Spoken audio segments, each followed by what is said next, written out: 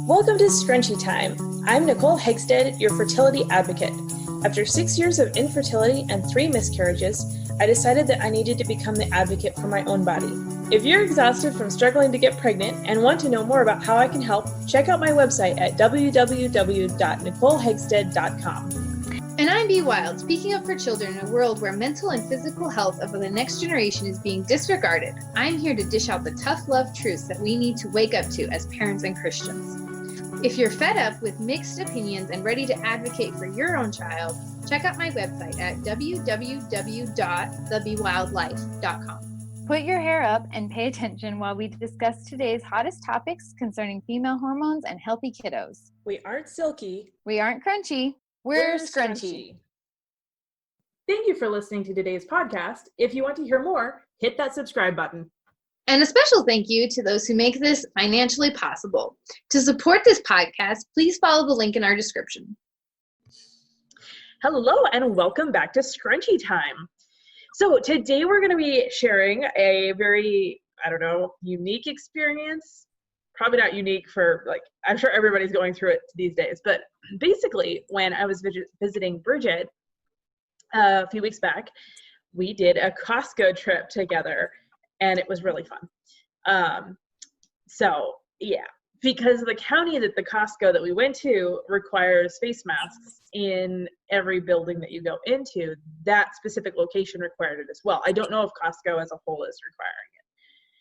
I don't know. That's the only location I go to. So yeah. And I don't shop at Costco. So side note, I personally worked for Costco 7 years ago and had a horrible experience. Actually led to pretty much a mental breakdown that put me on the path that I'm on now. And I wouldn't be here today without that mental breakdown for sure, but I haven't been back in a Costco until this last time. And that was a fun treat to finally go back and face some fears and all that. So I don't shop at Costco at any other location either. So I don't know, but anyway,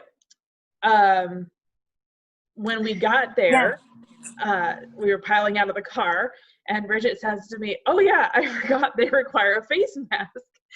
I'm not gonna lie, adrenaline peak happened right there. I was like, what? I was prepared to come down here with some friends. I'm already psyching up because I'm facing a big fear, and now we have to fight the mask fight? Are you kidding me? Here we've been preaching this to all of our listeners, and then we have to do this. I don't want to do this right now, but we did. So I'll let you tell the first little part.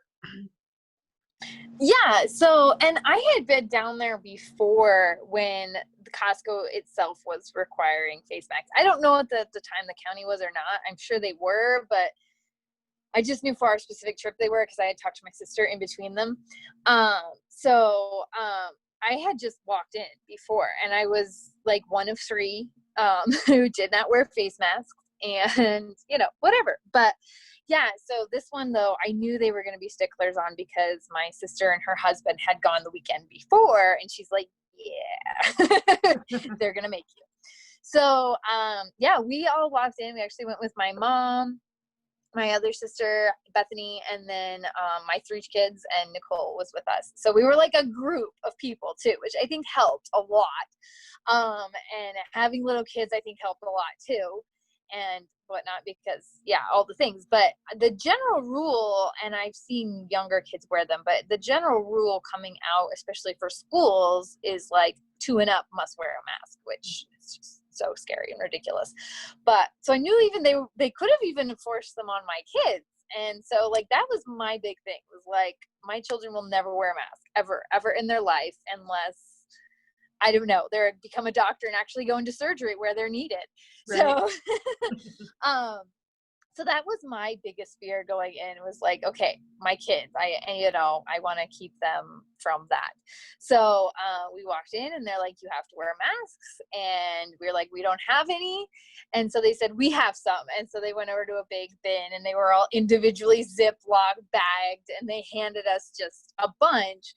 And so did you notice he had to look for them? They were tucked back behind somewhere. So we must be the only people that ever like go in there without them. That was really funny. Without them. Yep, I know. Yeah, because they were like in a box, but they were like over behind on the exit side too, like in their cart. It was like where they check your receipts. It was really bad.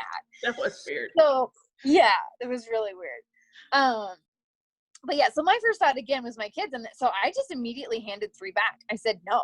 I just said no. Here you go. And you could tell he was like, "What?" And then he was like, "Well, you know, like what's he gonna do? He's gonna fight a mom who's going in to get groceries, like." Right. And that's how easy it is just no, just say no. Mm-hmm. And so I put mine on my chin just to be like, I didn't want to fight on my kids. I just didn't want to. And so I, complied-ish, right? Mm-hmm. And so then Nicole, I know you just shoved yours in your pocket immediately. Like you didn't even take it out or anything. And I don't know, did he look at you or anything? I was too busy worrying about I didn't look at him. I felt him watching me. Like out of my peripheral, but I didn't look at him because I knew that if I did, he'd say like, you need to put it on. And I was like, no, I'm going to make you actually get my attention. Yeah. And so I just folded it in half and stuck it in my pocket. Cause I was like, so kick me out. Like, I'm not here to literally, I wasn't there to shop. I was just there with you guys, And so it was like, I mean, if I have to go sit in the car, then I have to go sit in the car. Big deal, So it was kind of like, sure, like this is going to be my fight. I'm not here. Cause I think that is the biggest problem when we are in these situations is we're going into, you're going to the store to get something and you do need that item. Like you've actually left your home, you got in your car, you drove there. You drove there. I was homeschooled. You've been hanging around your Midwestern friends too much is what that is. Pretty much. Yeah. You drove there, you need this item, and then you get to the door and they're like, you can't come in. Of course you're going to be like, fine, I'll put a mask on. But in this situation, I literally was like, fine, kick me out. Like I can literally cause a stink here and I don't have kids. I don't there's nothing depending on me. And right. But yeah, so I folded it up and stuck it in my pocket and of course walked alongside the cart. And I think the first thing that stood out to both of us though was your kids' reactions. Your kids were both like, Mom, what are you wearing? Why are you wearing that? Yeah. What is wrong? And it was even on my chin. Yes. I never put them over my face ever. Yeah. Yep. Absolutely not. Yeah. I'll pretend to be successful in that area. Yeah. Nope. So, and they're horrible. They smell bad. I get short of breath. Yes. All the things. Everyone does. No, I won't. Well, and I think, I know you and I have talked about this a lot, but teaching our children a spirit of fear. I do not want to instill fear into my kids. I always talk about my kids as if I have them already, but my future kids. It is extremely important to me that my kids do not grow up in fear. And I had that experience growing up. I was scared of a lot of things, a lot of authority. I was taught to fear authority. And we need to respect authority, but we need to not fear authority. There is, yes, we need to fear God. That is in the Bible. That is true. There's a healthy fear of God, but we should not. But it's a respectful fear because of who He is. It's still different. It's not the fear you're talking about. Yeah. Yes. And I just don't want to teach that to my kids. And I know you don't want to teach that to your kids either. And I think that is something that's amazing is walking around Costco and seeing all these kids that are wearing all these masks and you're teaching them a spirit of fear, especially over something that's been proven to be not a big deal, Well, it's proven to be harmful, but we must comply. No, I mean, COVID is not a big deal. Oh, yes. And yet we're teaching our children to be scared of this virus, and can you imagine the conversations that have happened with these kids? I've heard the conversations. Yeah. I've heard other parents post, this is how I talk to my kids. And just in case you needed some guideline, somebody else was struggling how to deal with this.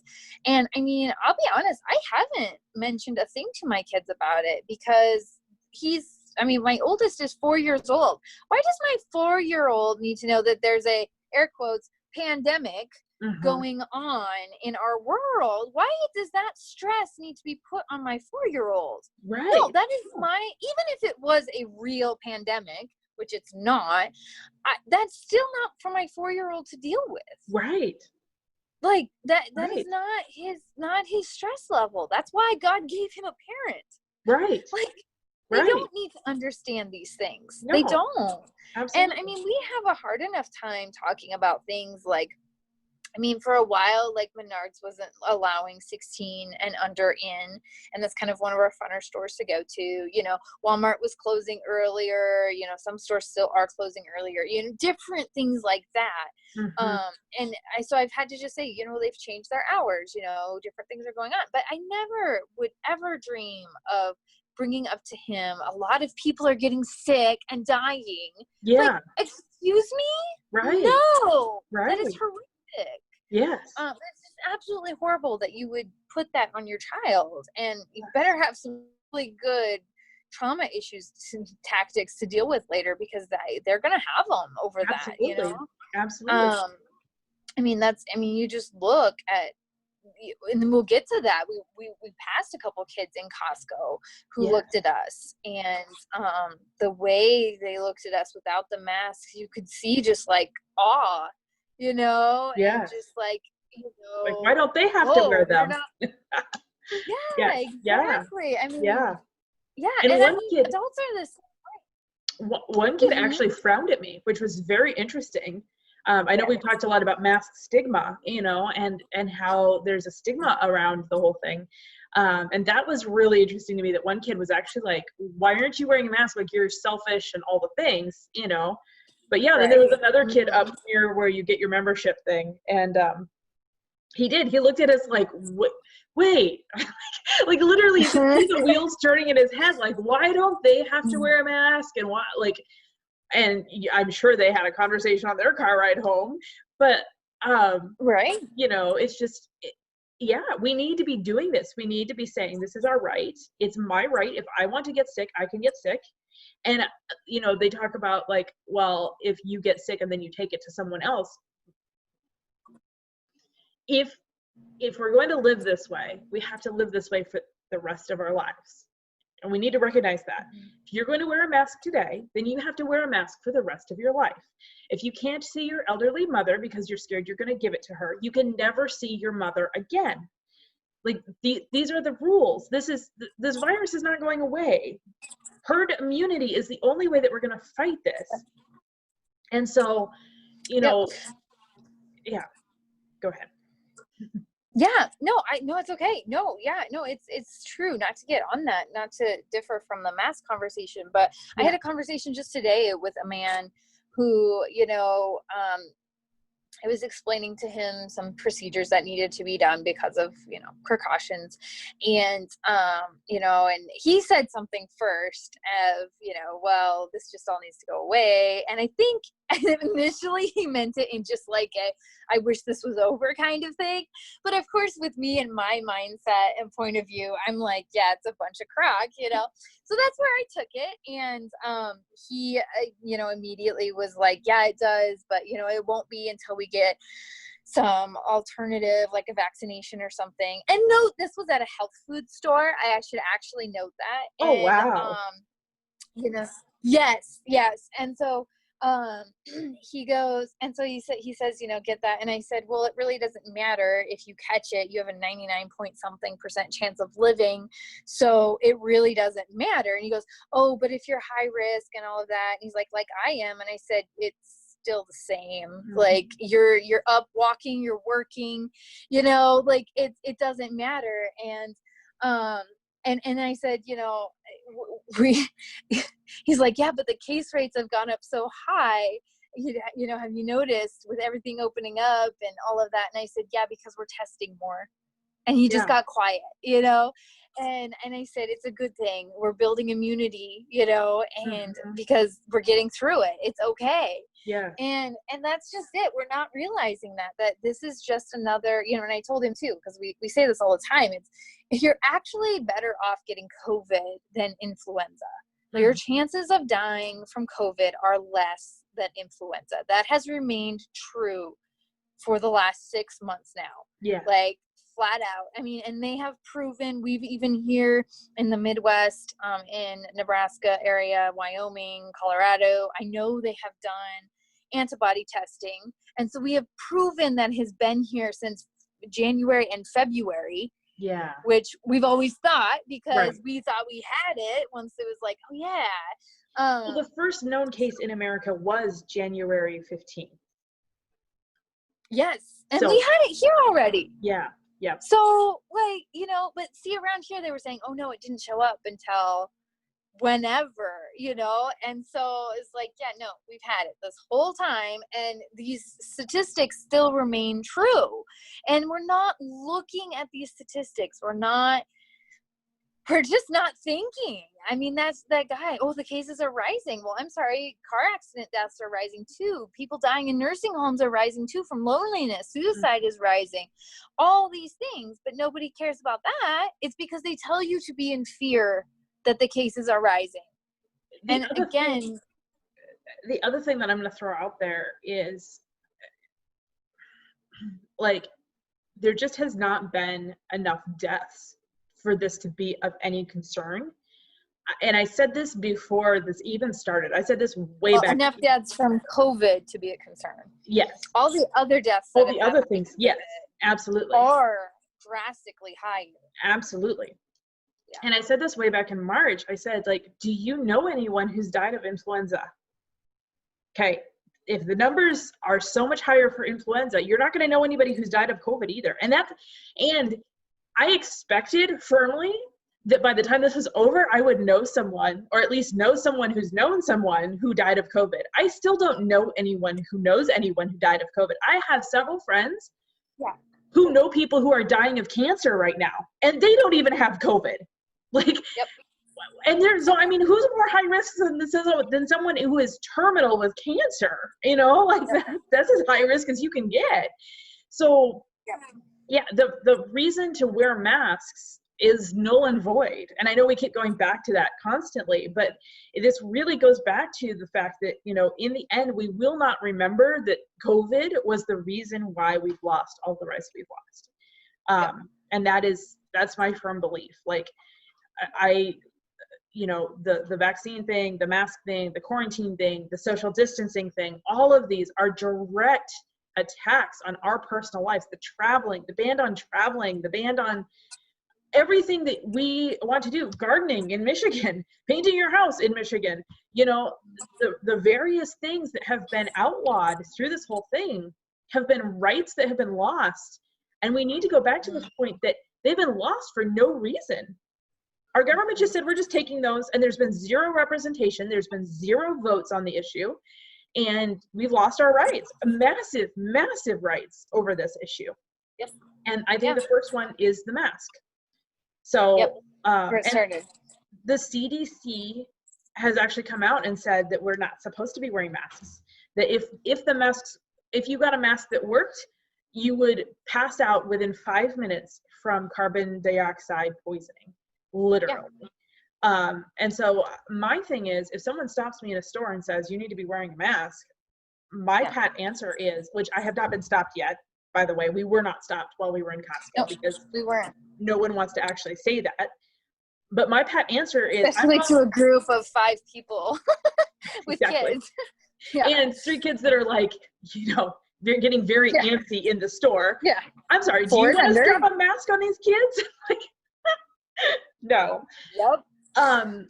My pat answer for them is, I'm following CDC guidelines. Like, the CDC recommends that I not wear a mask. I'm not going to wear a mask for my personal health, and you cannot put that on me to do that. Like, that's an infringement. It's a medical device. You can't force someone to use that. I mean, are they going to hand you a crutch and say, here, you have to walk with this? Right. I mean, it's a medical device. Yeah, absolutely. So, they cannot. If you want to believe that a mask works and you want to wear one, then me not wearing one should do nothing for you. Exactly. It should do nothing to your health. Same with like, right? We always go back to the vaccination issue on that too. If vaccinations work, I shouldn't need one to protect you. Yep. Exactly. Yeah. So we've lost, and you can see that kind of thinking, that whole herd mentality thinking of, well, we're all in this together. That's become the theme of the COVID pandemic. We're all in this together, so we all have to do the same thing together in order for us to survive. It's not true. That's not true at all. No, it's never been true. It goes against all logic. Yeah. So I think some things we kind of already touched on a little bit, but we wanted to bring up just again, like some ideas to get through a situation like that. So once Nicole, I was halfway through the store. Well, we weren't even halfway. I mean, what were we? We were just right inside the fourth way into Costco. She told me that. She's like, I'm just says not to wear them. And I said, okay. And I actually took mine off and stuck it in my pocket too. Yeah. So, my on their chin through the whole trip as well. They, that was it. They didn't wear them fully. So I think, I mean, obviously as a parent, I totally agree. I would probably do the same thing again. If it meant a battle at the door for me or my kids to wear one, I'd put it on my chin again and go about that way. Like, I think that's a great compromise because I also don't, we needed to go to Costco. There are things at Costco that I have to get to eat because we have reactions to everything else, any other brand. So it is kind of a necessary trip for us. I think that's great. And then obviously it is not CDC recommended to wear a mask, like that is huge. And you can throw that one out. I think I know some people who have posted on Instagram that they actually carry the print off for that with them and give it to them, and show them this is not recommended by the CDC anymore. Yeah. So that's a great way to be prepared, even, because obviously it's your word against theirs, and then you actually have the proof to show them. So, so those are a couple things. I mean, honestly, I've just found nobody cares. I mean, they really don't. Even when it was required by Menards and everything here, I never wore one, and I mean, it's never been a huge deal here, but we've never had an issue. And here's the thing too, the people who I find glared at us and like were angry about us not wearing masks were the people that were our same age. The elderly, I actually had an elderly woman stop and talk to us and the kids. I was with the kids with the cart while everybody else shopped, so that way I could entertain them. Because again, I didn't need anything, so I just talked with the kids. And I had an elderly woman stop and was chatting with us. She had her face mask on, but she was delighted to talk to us. You could tell. Yes. Every employee, I didn't run into a single employee who was grumpy about it. Like, in fact, one guy had purple hair and I was like, can I talk to you about your hair color? Because I really want purple hair. And he was like, oh yeah, blah, blah, blah. And he was happy. When we got to the cash register, both the employees there chatted up a storm. And I could tell it was almost like from the employees, thank you for sending a statement, because we can't, our employment is required, this is required for employment, and if they just refuse to wear a mask, they can't get on the unemployment thing, it's not like you can refuse that, and so they'd be stuck in this kind of an economy. And so just for general awareness, like, the employees who are the people who would stop you and say you got to be wearing a mask, or the elderly who you would actually feel intimidated being told off by, they were fine with it. It was the people our age who were more like grumpy and angry because, there's a stigma. And so that was interesting. Well, and if you think about it, all those people too are the same people, the employees and the elderly are all the ones who are suffering from human contact. They don't get that. I mean, I struggle with people. I have asked people to take the mask off, and and because I'm like, I cannot hear you.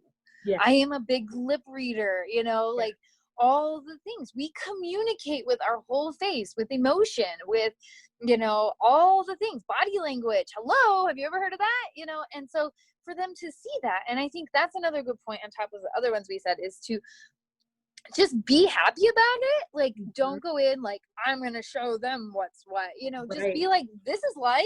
I'm not wearing a mask. Let's have a smile on your face and just be happy about it. And that's the other thing. Really good point. I've had people that I've caught staring at me, not necessarily glaring, but just staring. And the minute I smile at them, their whole face lights up. And all over, like, oh, hi. Because that smile is meant for them, and they haven't had someone actually smile at them without a mask on in months. So if you can't see that. Yeah, exactly. So if you do go in and you're like, hi, and you smile and you show them your dimples, Mhm. like they will usually light up. It usually isn't a continued flare thing. So anyway, encouragement to all of you who are standing up against this and fighting for our rights. It's a big deal. And again, we need to stop this at the masks, because if we don't stop this with the masks, we're going to be fighting vaccinations, and we don't want to fight that battle, which we probably will anyway. But well, a lot of states are. So yeah, exactly. We're already there. So all right, thank you for joining us, and we will see you back in the future at some point. Bye. Bye. Thank you for listening to today's podcast. If you want to hear more, hit that subscribe button. And a special thank you to those who make this financially possible. To support this podcast, please follow the link in our description. To learn more about one-on-one coaching, books, and other resources, check me out at www.nicolehagstead.com. And check me out at thebewildlife.com. Our intro and exit music is titled Happy Song by Pachyderm. The song is licensed under an Attribution Share Alike license.